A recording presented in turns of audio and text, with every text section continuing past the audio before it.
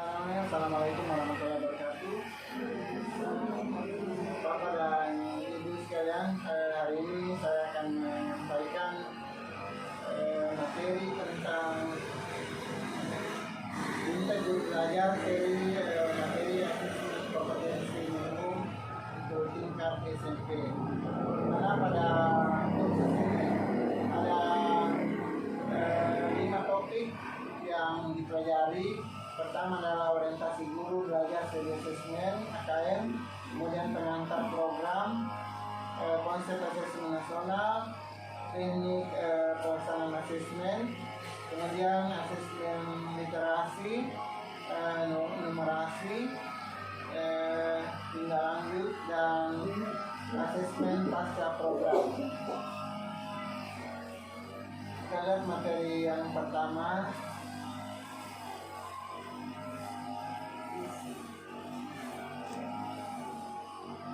Latar belakang dan kebijakan asesmen nasional. Seperti yang kita tahu sekarang bahwa ujian nasional itu sudah berakhir dan insya Allah di 2021 digantikan dengan namanya asesmen nasional yang diberikan kepada siswa untuk SMP itu kelas 8. Di sini ada video yang nanti Bapak dan Ibu ketika mengikuti materi ini bisa dibuka pidato pengantar dari Menteri Pendidikan dan Kebudayaan terkait dengan asesmen nasional. Kemudian pentingnya asesmen nasional. Jadi asesmen nasional itu sangat perlu dalam rangka peningkatan mutu pendidikan.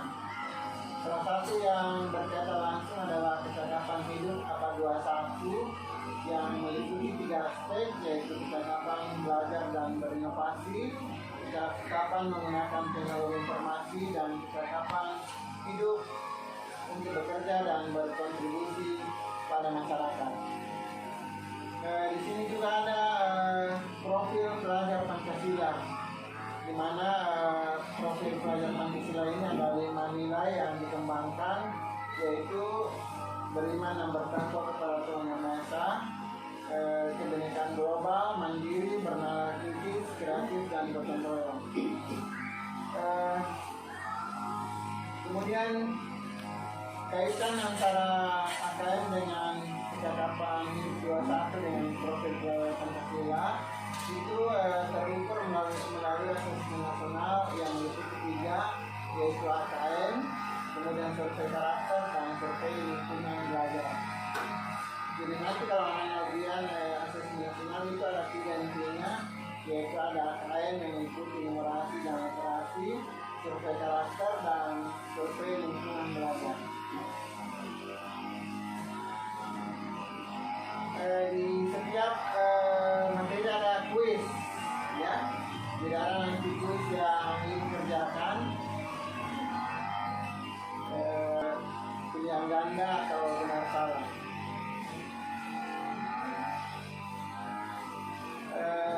Kita lanjut.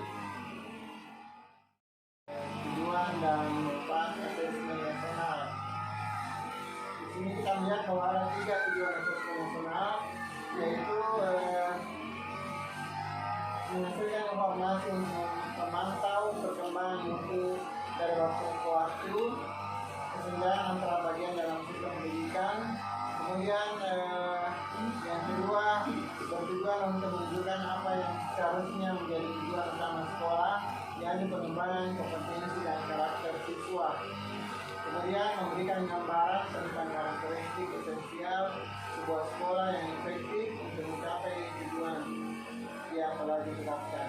Ini kita melihat di grafiknya dan gambarnya, dan manfaat asesmen nasional yaitu untuk memberikan potret kualitas pembelajaran di sekolah.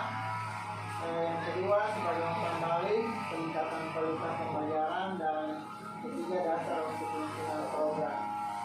Kita lanjut. Kemudian perbandingan asesmen nasional dengan ujian nasional. Di sini kita melihat pertama tujuan.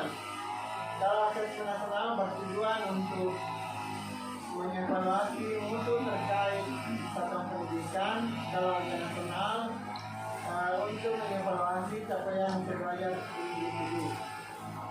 Jadi kalau di nasional sifatnya adalah per individu, kalau asesmen nasional adalah satuan pendidikan. Jenjang pendidikan kalau asesmen nasional diberikan di SD, SMP, SMA, SMK, dan program kesetaraan. Kalau ujian nasional hanya di SMP dan SMA dan SMK. Ini ada muncul di soalnya. Kemudian levelnya kalau asesmen nasional diberikan di kelas 5, kelas 8, dan kelas 9. Kalau ujian nasional di setiap akhir pada setiap dunia pendidikan. Subjek kalau asesmen nasional dipilih secara acak atau random. Kalau ujian nasional sensus dengan siswa. Modelnya penyusulannya adalah bilang ganda kompleks, menjorokkan, singkat, dan uraian. Kemudian ada kalau yang nasional yaitu bilang ganda dan singkat bagi tema dan SMK. Kemudian sasaran penilaian yaitu kompetensi literasi, numerasi, karakter, serta kualitas dan misi serta pendidikan yang mendukung pembelajaran. Kalau ujian nasional penguasaan terhadap masa pelajaran. Metodenya adalah MSAP, kalau ujian nasional adalah CBC atau TDC. Berikutnya lanjut ini ada tulis. Ya. Setelah selesai satu topik, kita akan berikan satu medali. Ya. Kemudian tulisan lagi.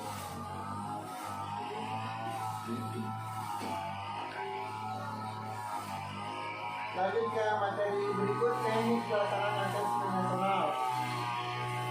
Jadi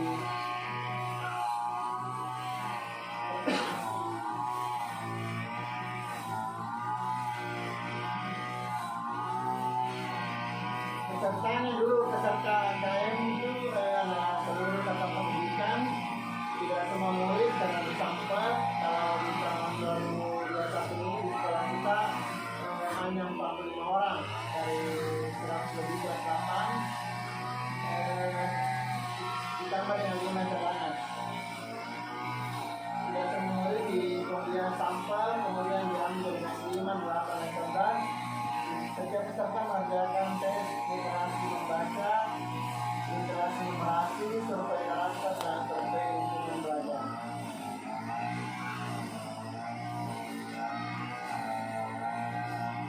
Ya. Berikut soalnya adalah satu pilihan ganda, kemudian pilihan ganda kompleks. Maksudnya di sini siswa dapat memilih lebih dari satu jawaban benar dalam satu soal. Menjodohkan, yaitu siswa menjawab dengan cara menarik garis dari satu titik ke titik lainnya dengan yang merupakan pasangan. Jadi biasa kita menemukan soal seperti ini.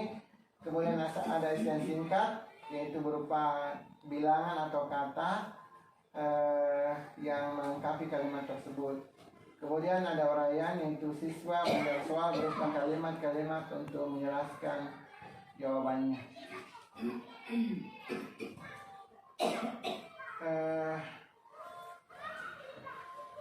Oke, topik 2 selesai, dapat satu medali lagi. Ini konsep literasi, ini perlu barangkali bukan hanya guru bahasa Indonesia yang perlu pahami ini, karena literasi dalam arti luas itu ini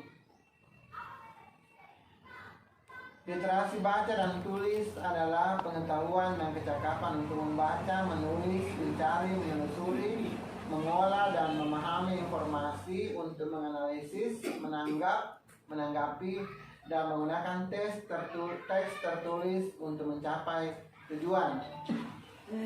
Literasi membaca dan menulis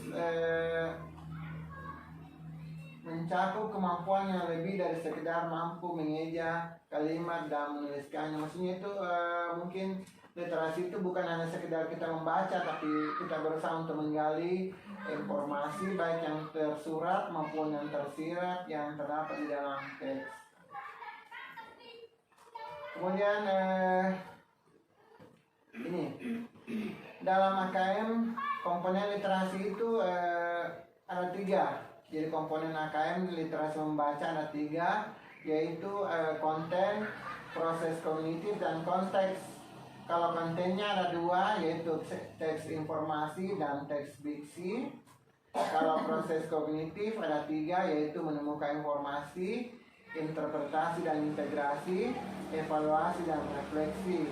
Kalau di konteksnya yaitu personal, sosial budaya, dan saintifik.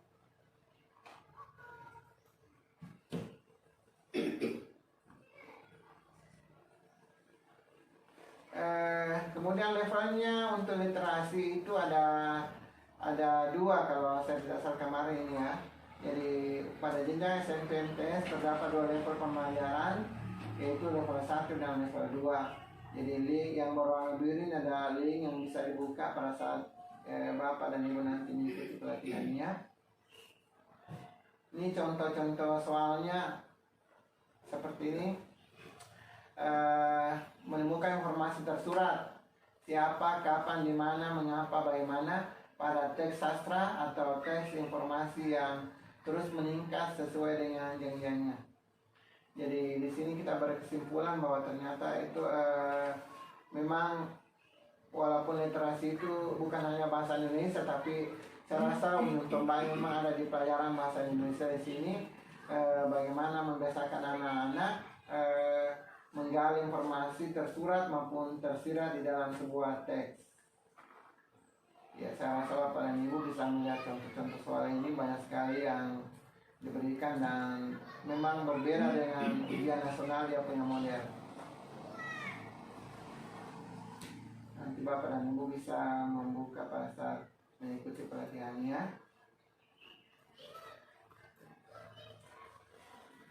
Ya. Ada nanti latihan membuat soal asesmen. Caranya ini kalau memang Bapak dan Ibu agak kesulitan, bisa membuka internet, baru copy soalnya masuk, baru input ke sini, ada di link ini. Ya. Selesai topik berikut. Ya, numerasi. Jadi numerasi itu terkait dengan angka-angka. Jadi yang paling berperanan di sini adalah guru matematika, walaupun guru lain juga, karena seperti di mapel lain kita juga menemukan perhitungan kayak di PS, di bahasa Inggris, tentu ada materinya yang terkait dengan konsep numerasi. Ya. Untuk numerasi komponen AKM-nya itu ada konten. Kontennya itu ada 4, yaitu bilangan meliputi representasi, sifat, urutan, dan operasi beragam jenis bilangan. Bilangan caca, bulat, pecahan desimal. Kemudian pengukuran dan geometri meliputi mineral bound datar dan seterusnya. Data dan ketidakpastian dan aljabar. Ini kemarin yang muncul di soalnya. Kalau konfigurasi objek itu masuk dalam materi apa? Ternyata itu masuk dalam materi aljabar. Kemudian proses kognitifnya ada 3, yaitu pemahaman, penerapan, dan penalaran. Sedangkan konteksnya sama tadi, yaitu personal, sosial budaya, dan saintifik.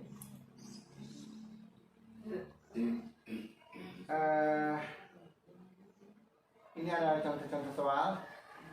Saya bacakan satu contoh soal. Memahami sifat bangun datar dan hubungan antara bangun datar serta dapat menggunakan teorema Pythagoras. Di sini di contoh soalnya adalah rumah ideal. Menentukan ukuran rumah yang ideal memang susah gampang. Ini soal ini. Pada dasarnya ukuran sebuah rumah harus disesuaikan dengan jumlah orang yang nanti akan tinggal di dalamnya. Berdasarkan berbagai pertimbangan tertentu seperti ruang gerak, furniture, dan lain sebagainya. Maka ukuran minimal masing-masing ruangan ideal bagi keluarga adalah ruang tamu itu kamar tidur utama 4x3, kamar tidur anak 3x3, kamar tidur tamu 3x3, kamar asisten rumah tangga 3x2, ruang tamu 5x3, ruang makan 3x3, dan seterusnya. Pak Ali berencana akan membangun sebuah rumah yang akan dihuni bersama istri dan satu anak. Kriteria rumah yang ingin dibangun adalah Pak Ali tidak memiliki asisten rumah tangga, berarti tidak ada kamar untuk asisten rumah tangga. Pak Ali tidak membuat kamar khusus untuk tamu. Pak Ali ingin membuat 2 kamar mandi. Jadi nanti di sini betul-betul menghitung. Karena nanti pertanyaannya, Pak Ali membeli sebidang tanah luasnya 1 are. Pak Ali mengalokasikan 15 meter persegi dari tanah tersebut untuk halaman rumah. Pertanyaannya, apakah Pak Ali bisa membangun rumah yang ideal? Jadi dihitung dulu barangkali ini berapa kriterianya luasnya rumah ideal, baru berapa ini luas yang mau dibangun Pak Ali, baru diperkurangkan apakah iya karena cukup membutuhkan lahan atau tidak karena rumah ideal Pak Ali memerlukan lahan yang lebih luas. Jadi betul-betul ini menganalisa yang bukan hanya sekedar mengali dan membagi, tapi perlu analisa soal. Berikutnya ini ya, nanti yang membuat soal. Soalnya nanti bisa dilihat di internet. Ya. Materi berikut tindak lanjut laporan hasil asesmen kompetensi minimum. Maksudnya apa tindak lanjut setelah anak itu diuji dalam asesmen? Ternyata hasil AKM itu dikelompokkan menjadi 4. 1, perlu intervensi khusus. Maksudnya itu murid yang belum mampu menemukan dan mengambil informasi eksplisit yang ada dalam teks maupun membuat interpretasi sederhana. Jadi ini kalau diujikan di kelas 8, nanti ini tindak lanjutnya di kelas 9. Kalau misalnya siswa itu ada di level ini perlu intervensi khusus. Kalau dia di kelompok dasar, berarti murid mampu menemukan dan mengambil informasi eksplisit yang ada dalam teks. Cakap, mampu membuat interpretasi. Mahir, mampu mengintegrasikan. Ini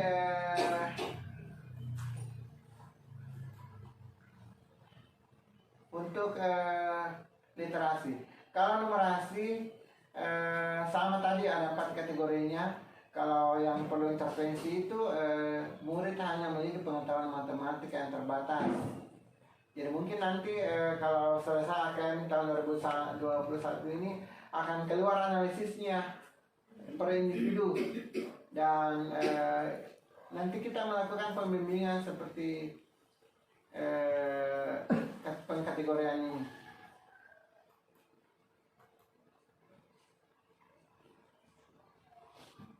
Ya, di sini ada 2 model pembelajaran, yaitu pembelajaran berbasis kompetensi dan pembelajaran berbasis konten. Ini juga banyak muncul di soalnya. Kalau kompetensi itu berpusat pada kebutuhan, kalau konten berpusat pada materi pembelajaran. Kalau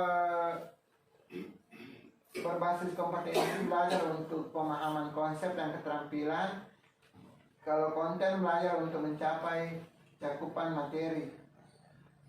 Menunjukkan kinerja dengan menerapkan konsep, menjawab serangkaian pertanyaan tes berdasarkan topik. Pembelajaran terkait dengan konteks kehidupan nyata, pembelajaran kurang tidak terkait dengan konteks kehidupan nyata. Orientasi proses pada penguasaan kompetensi. Di sini kalau konten adalah pada nilai akhir.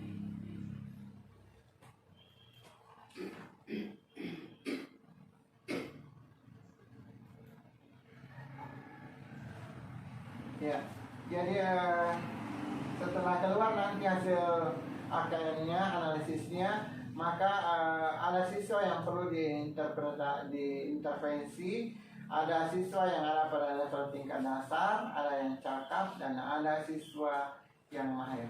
Pertanyaan kemarin yang sering muncul di sini di materinya adalah, apakah perlu persiapan khusus kayak les dan semacamnya untuk AKM? Jawabannya adalah tidak, karena AKM itu terintegrasi dengan proses belajar mengajar di kelas. sini diberikan contoh strategi pembelajaran berbasis kompetensi, bereksplorasi dengan koordinat Kartesius, atau di sini literasi tidak terbatas pada keterampilan membaca dan menulis. Ya. Tadi ada buku yang saya kirim di grup, ada itu model pembelajaran berbasis aktivitas. Itu menarik sekali, dan Bapak dan Ibu yang mau menyusun PTK itu bisa mengambil salah satu topik di dalamnya, dan judulnya saja meningkatkan hasil belajar siswa pada materi ini melalui pembelajaran berbasis aktivitas. Ambil itu contoh-contoh soal di dalamnya untuk diberikan. Bagus sekali ini ditulis. Ya, cuma belum saya menemukan, belum semua mapel ada. Mungkin bisa teman lain bisa cari di internet, karena yang dikirim di grup kemarin cuma bahasa Inggris dengan matematika. Tapi tadi saya buka internet, saya dapat IPA. Ya, mungkin juga ada, saya rasa semua mapel ada.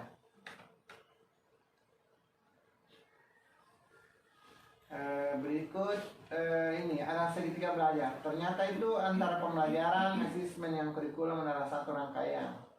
Ya, jadi pembelajaran yang dilakukan berdasarkan kurikulum, sedangkan asesmen dilakukan untuk menguji pembelajaran sesuai dengan kurikulum. Kurikulum ini adalah pedoman untuk melaksanakan pembelajaran. Ya, nanti di akhir Bapak dan Ibu akan mengerjakan soal sebanyak 30 nomor. Jadi ini tadi soal yang di awal, ini juga yang muncul di sini. Jadi supaya Bapak dan Ibu dapat 100, foto soalnya. Ya, tapi bukan hanya sebenarnya itu. Intinya adalah bagaimana kita memahami materi ini dan dapat sertifikat 32 jam. Supaya, karena saya lihat di masa COVID ini kayak seminar atau pelatihan tidak ada dalam bentuk tatap muka langsung. Jadi supaya ada mulai ini 2021, saya terserah sudah dapat dari Januari sudah dapat 3 sertifikat. Ada tadi 2 malam yang lalu saya ikut seminar webinar. Bu ada mungkin ikut? Enggak, ya dasar Pak. Bukan. Ada yang itu menyusul PTK. Saya kemarin sudah dikirim sertifikatnya, dan sayang sekali teman tidak ikut, padahal saya sudah kirim di grup linknya. Ini sudah ada sertifikat yang dikirim, ini gratis. Bagusnya lagi karena kita dikirim juga daftar hadir, surat undangan, dan materi.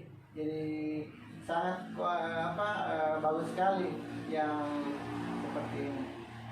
Ada itu kalau Bapak dan Ibu mau ikut lanjutannya ini pelatihan PTK, tapi dibayar 100.000. Itu pelatihan setara dengan 32 jam. Kalau Bapak dan Ibu berminat untuk menyusun PTK yang mulai pangkat atau 4C, ya silakan bergabung ke sini. Itu barangkali yang saya dapat sampaikan pada kesempatan ini, dan saya berharap mudah-mudahan teman-teman semua bisa ikut di angkatan kelima. Jadi kita bareng-bareng ikut bersama supaya kita dapat ilmunya, dapat juga sertifikatnya.